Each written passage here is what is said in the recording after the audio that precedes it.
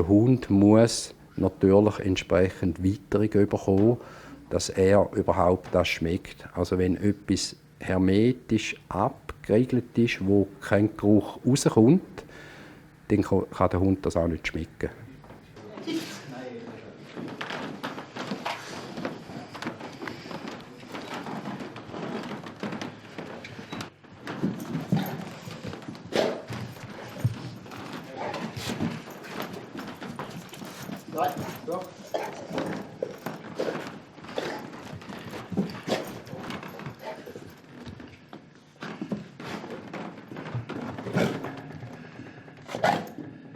Super! Offizielle Übungen haben wir 2 halbe Tage pro Monat. Aber wenn man privat oder etwas erreichen will, gerade mit dem jungen Hund, dann muss man 2 bis 3 Mal in der Woche muss man da kleine Training machen.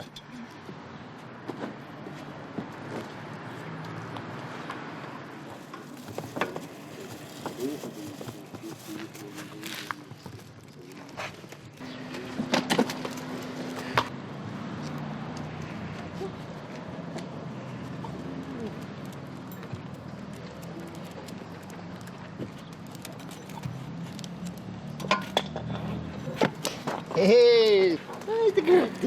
Ja, super machst du das. Super. Also da wäre vor allem Heroin, Kokain, Amphetamin, wo wir viel Wert legen. Und dann kommen immer wieder neue Drogen dazu. Ja, auf dem bilden wir die Hunde aus. Und wenn sie da in der Nase haben, dann werden sie bestärkt positiv. Das heisst, sie sind gesichert, dann können sie fressen über oder können spielen.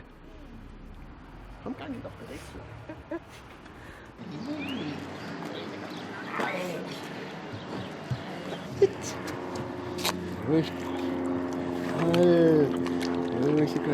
Ich bin immer noch begeistert wie am Anfang, weil es ist etwas Tolles, wenn man die Hunde ausbilden kann und auch nachher mit denen kann ich in Einsatz und kann auch etwas erleben. Manchmal lustiger und manchmal halt weniger lustiger.